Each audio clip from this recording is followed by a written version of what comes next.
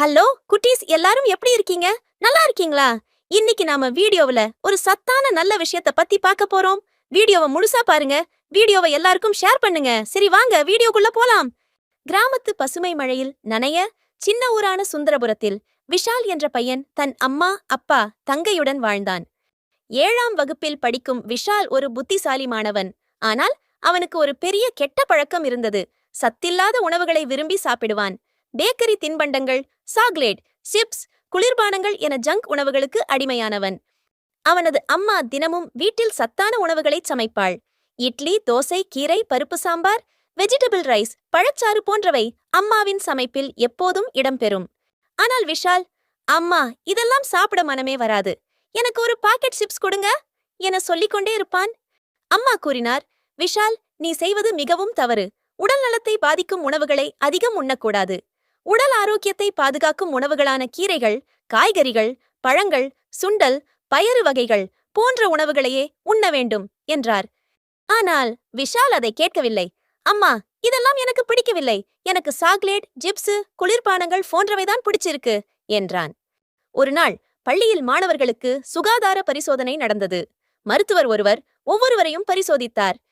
விஷாலின் சுழற்சி வந்ததும் அவர் அவனது உடல் எடை, இரத்த அழுத்தம், பல் நிலை, தோல் நலனை பார்த்தார். விஷால், நீ ஜாஸ்தியாக சாக்லேட் சாப்பிடுகிறாயா? ஜிப்ஸ், பேக்கரி விஷயங்களும் அதிகமா என்று மருத்துவர் கேட்க மெல்ல தலை குனிந்தபடி ஆமாம் என்றான் விஷால். மருத்துவர் கூறினார், விஷால், உன் வயதுக்கு தேவையான உடல் எடை இல்ல. உன் பற்கள் சிலோர் பக்கம் பாழடைந்து விட்டது போல் இருக்கு. தோலிலும் சிறிய ஒளிவிளைவு குறைவுண்டு. நீ சாப்பிடும் உணவுகள் ஆரோக்கியமில்லாதவை என்பதற்காக இவை ஏற்படுகின்றன. மருத்துவர் சிரித்து, இதெல்லாம் உடம்புக்கு நல்லதல்லடா. நீ இப்படி தொடர்ந்து சாப்பிட்டால் உடலில் குறைபாடுகள் வரும். இரும்புச்சத்து குறைவு, பல்லழுகல், மலச்சிக்கல் என பல பிரச்சனைகள் வரும். சத்தான உணவுகள்தான் நமக்கு புத்தி, பலம், ஆரோக்கியம் தரும் என்று அறிவுரை கூறினார். விஷால் அதைக் கேட்டு சற்று அச்சத்துடன் அமர்ந்தான். அருகிலிருந்த ஆசிரியையும் அவரது நண்பர்களும் கவலையுடன் முகத்தை பார்த்தனர். மருத்துவர் தொடர்ந்தார், சாக்லேட், சிப்ஸ், குளிர்பானங்கள் இவை உடனடி சுவையை தரும். ஆனால் நீண்ட காலத்தில் உடல் நலத்துக்கு தீங்கு விளைவிக்கும். நீ நன்கு வளர வேண்டும் என்றால் தினமும் காய்கறிகள், பழங்கள், பருப்பு வகைகள், சத்து நிறைந்த உணவுகளை சாப்பிட வேண்டும். அந்த வாரம் பள்ளியில் ஆரோக்கிய உணவு கண்காட்சி நடந்தது. ஒவ்வொரு மாணவரும் ஒரு உணவுப் பொருளை பற்றி விளக்க வேண்டும் என்ற கட்டாயம் இருந்தது. விஷால் ஆரம்பத்தில் விருப்பமின்றி இருந்தான். ஆனால் நண்பர்களும் ஆசிரியையும் கூறினார்கள், நீ சத்தான உணவின் மீது கவனம் செலுத்த வேண்டும். நம்மை நோயற்றவர்களாக வைத்திருப்பது உணவுதான் என்றார்கள். விஷால் தனது வீட்டில் அம்மாவிடம் உதவி கேட்டு ஓட்ஸ் ஸ்மூத்தி என்ற உணவுப் பொருளை தயாரிக்கத் தொடங்கினான்.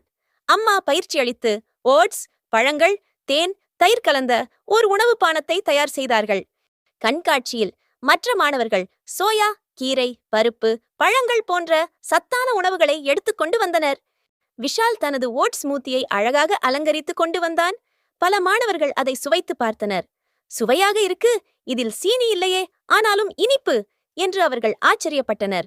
ஆசிரியை பெருமையாக, விஷால், இது அருமையான முயற்சி.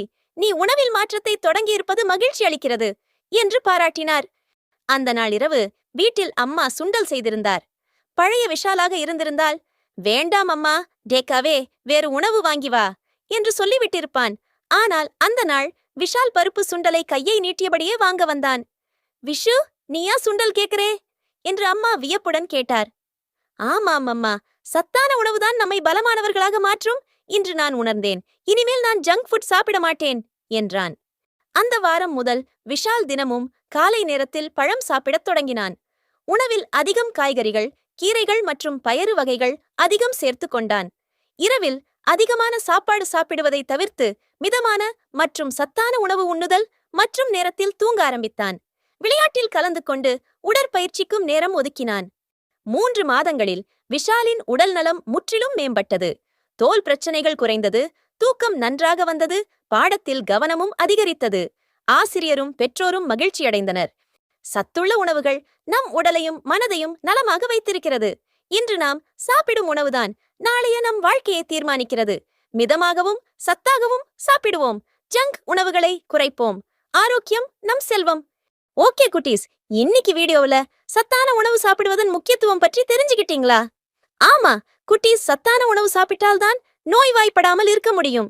உடலில் நோய் எதிர்ப்பு சக்தி அதிகமாகும். மூளை நன்கு செயல்படும். அதனால் நன்கு படிக்க முடியும். நோய் இல்லாமல் இருந்தால் ஊசி, மருந்து, மாத்திரையிலிருந்து தப்பித்துக் கொள்ளலாம்.